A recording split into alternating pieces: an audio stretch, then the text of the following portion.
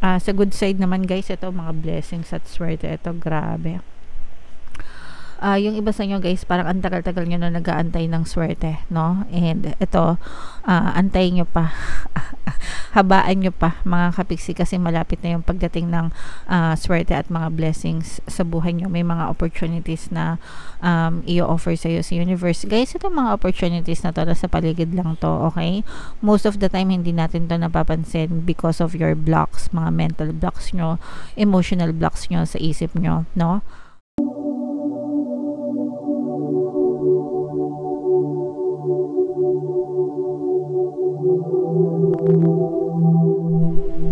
Hello guys, hello Taurus, welcome back to Pinay Pixie Tarot. Ang pamagat ng episode natin for tonight is full moon kapalaran para ngayong December to January para sa Taurus, Sun, Moon, Rising, Sign, and Venus. Shuffle ko yung cards guys, hanapin ko yung energy ng moon at saka yung energy ng Taurus.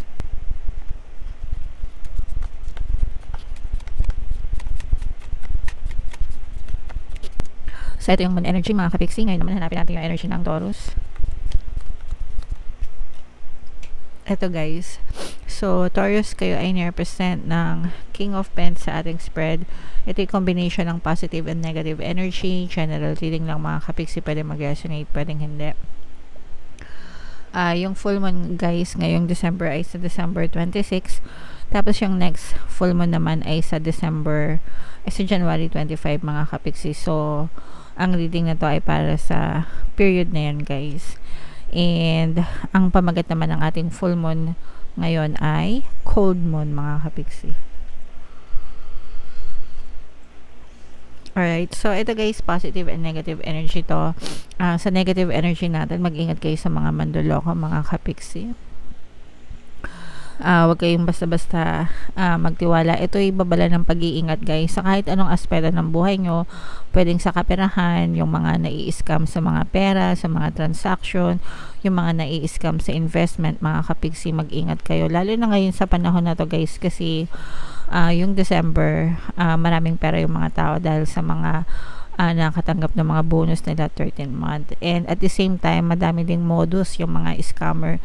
Yung scam kasi guys, hindi lang siya sa Pilipinas, no? Global, parang global crime na siya, global na nangyayari na, hindi lang sa atin, even sa ibang bansa marami na rin mga modus yung mga scammers. So mag-ingat kayo sa lahat ng mga klase ng fraud, mga transaction, sa mga kinakausap nyo, sa lahat ng klase mga kapiksi, basta mag-ingat kayo.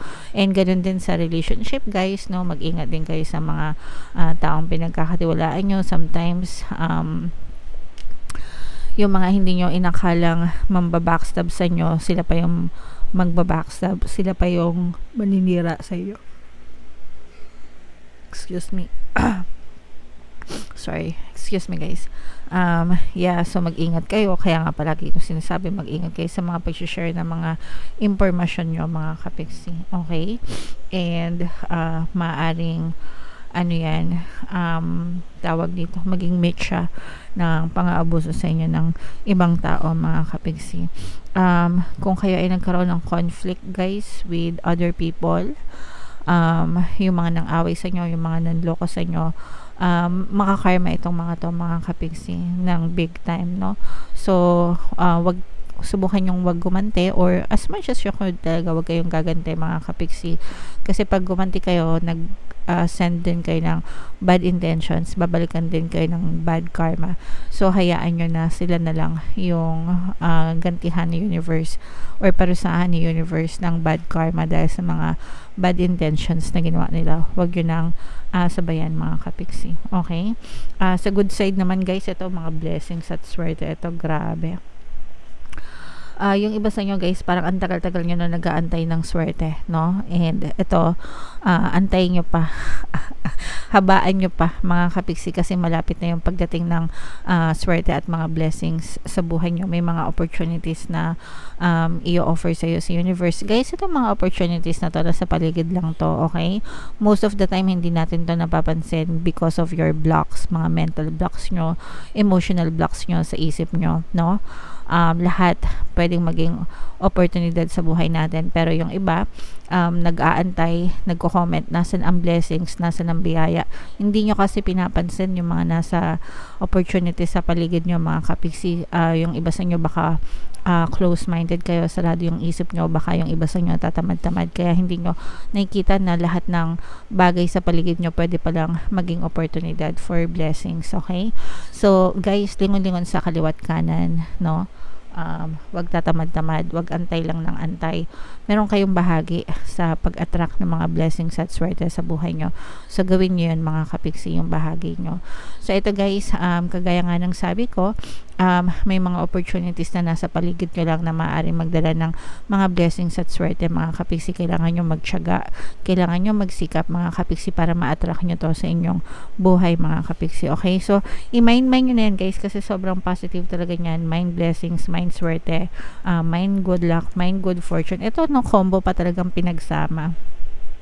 Kung di pa ba naman kayo umasenso, ewan ko na lang. Yung ibang hiling magreklamo, no?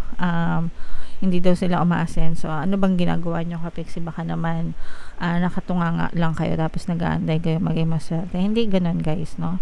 So mag-affirm kayo guys, money come to me, I am blessed, di ba? Blessed ako, pinagpapala ako, maswerte ako, yan.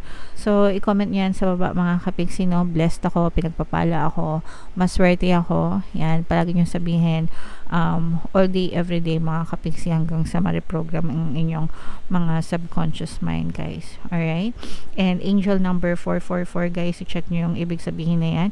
For some of you guys, no, merong magtatapat ng kanilang nararamdaman, emotional na feelings pa. Emotional intentions towards yung mga kapiksi. Confession ito ng pagmamahal. For some of you guys, parang nasa circle of friends nyo to.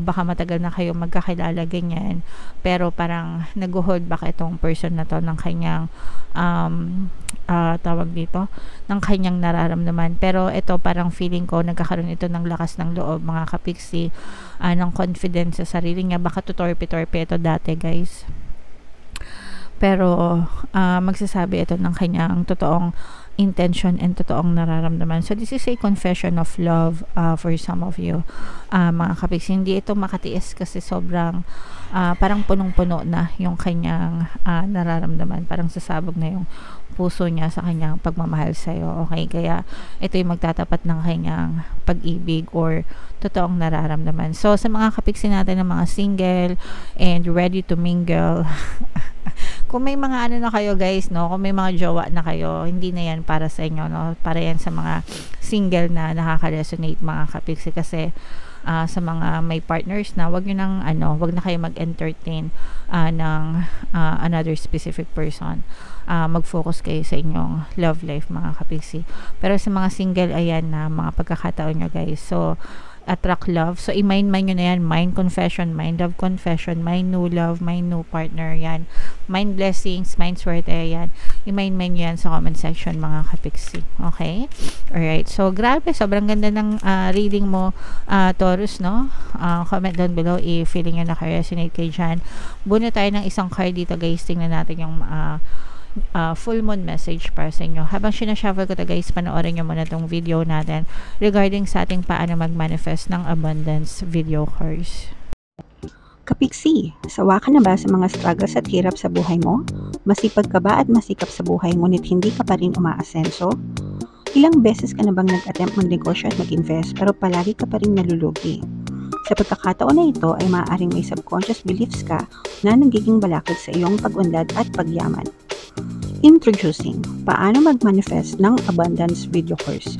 Dito ay matututunan mong ma-overcome ang mga balakid mo para tuluyan ka ng umunlad, umasenso, sumagana, maging matagumpay, successful at maswerte sa iyong kabuhayan, pera, trabaho, negosyo, salapi at kaperahan ng bonggang-bongga.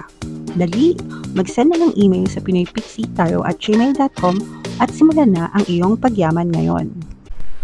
Alright. So, gusto mo bang yumaman, kapiksi? Kung gusto mong yumaman, umunlad at umasenso ng bonggang-bongga, mag-avail ka na ng course, guys, kasi sobrang ganda talaga niyan. And good news, mga kapiksi, no, dahil Christmas season ngayon, meron tayong Christmas sale. Magbibigay ako ng 10% discount plus 1 free pampaswerte subliminal guys. Until December 31 na lang yan. So mag-avail na kayo mga kapiksi habang may sale tayo. Konting araw na lang yan mga kapiksi. Meron din tayong email coaching, manifest your desires using the law of attraction. If meron kayong mga specific na gusto nyong i-manifest guys, pwedeng love and relationship, pwedeng money or career, pwede kayong magpabook ng email coaching session with me. Mag-send lang kayo guys ng email sa pinaypixietarot@gmail.com. So, ito guys, no, additional message para sa inyo ngayong full moon. Take time to breathe out. Magpahinga kayo mga kapiksi, no, relax ng konti. Especially ngayon, ito na yung last full moon ng 2024. Tapos malapit, holiday pa, diba? Holiday season. Maraming nakabakasyon. Yung iba wala ng paso. Kasi yung ibang companies may shutdown sila. Hindi ko lang alam sa inyo guys. Pero yung napapasukan ko kasi dati, parang mga 2 weeks shutdown, no? So, kayo din, sana meron din kayong bakasyon mga kapiksi, no? And ito, i-take nyo siya na pagkakataon para makapagpahinga kayo, makapag-recharge kayo, spend your time with your loved ones, your family, your friends, at saka sa inyo din, no? Tapos, ito rin yung magandang time para magplano kayo kung ano yung mga balak nyo for 2024. Mag-set kayo ng mga goals para sa sarili nyo, guys. And, yeah, para matrack nyo, mamonitor nyo kapiksi. Alright? Attune to the moon guys. I am where I am and it's okay. Yan, sobrang ganda, diba? Again mga kapiksi, I am where I am and it's okay. So i-comment nyo na rin yan sa baba mga kapiksi, I am where I am and it's okay. So okay lang yan mga kapiksi. I-assess nyo yung buhay nyo, kung ano yung mga na-achieve nyo ngayon 2023, i-compare nyo last year, mas naging okay ka ba ngayon? Kung hindi naman, bakit, diba? But it's okay, everything is okay. Kahit ano pa yung na-achieve mo, mga kapiksi, whether positive or not, it's okay mga kapiksi. You are where you are and it's okay. Hindi pa huli ang lahat. You can always, you know, create the life that you want. Every day, habang gumigising ka pa, binibigyan ka ng pagkakataon ng universe para i-create mo yung buhay na gusto mo mga kapiksi. So each day, live your life to the fullest. Do not spend it na sinasayang lang. Instead, invest mo siya wisely, okay? And focus on your thoughts, focus on your goals, focus on your desires, focus on having your dream life mga kapiksi. And eventually, kapag nakafocus ka doon, magmamaterialize din siya sa iyong physical reality. You should know where you stand either now or very soon. Dapat alam mo kung ano yung gusto mo. Yun yung starting point mga kapiksi, no? Dapat alam mo kung ano yung gusto mong marating sa buhay mo, kung ano yung gusto mong ma-achieve mga kapiksi. Kaya nga, avid fan talaga ako ng pagpaplano mga kapiksi, goal setting, okay? You need to take some time out for your own good. Yan, yung sinasabi ko kanina na mag-relax kayo, kung meron kayong pagkakataon guys at saka mga budget or panahon na mag-travel, do so mga kapiksi, no? Pero kung hindi naman, hindi nyo mag-travel, okay lang din as long as nakapagpahinga kayo and nabibigyan nyo ng time yung sarili nyo mga kapiksi. It's time for you to share your wisdom and experience with someone else, no? Pwede nyong ituro sa ibang tao yung mga experiences nyo, diba? Pwede siyang magsilbi as inspirasyon, reference guide to other people mga kapiksi. Avoid falling into a slump. Huwag kayo masyadong magmokmok mga kapiksi. Instead na magmokmok, maging grateful kayo. Why? Buhay pa tayo mga kapiksi, diba? Buhay pa tayo. That alone is already enough for you to be grateful mga kapiksi, no? Ibig sabihin yun lang, buhay ka, malaking bagay na yun na dapat ay pinagpapasalamat mo. Okay? Alright. So, yan ang reading mo, Taurus, no? Comment down below, guys, if naka-resonate kayo and yung mga magagandang energy dito, yung mga blessings, swerte, new love connection, yan, mga opportunities, i-comment nyo na yan sa baba, i-mind nyo para ma-experience nyo ngayong full moon season, guys. Right? Happy New Year sa inyo, guys. Happy holidays, Merry Christmas, and Happy New Year sa inyong lahat. Ito yung ating 2024 kapalaran, guys. Kung hindi nyo pa napapanood, panoorin nyo na, malapit na mag-2024. And ito naman yung ating success stories ng paano mag-manifest ng abundance this video course. Click here to subscribe, guys. Thank you for liking, sharing, and subscribing, and see you again next time. I love you all, guys. Have a nice day. Bye-bye.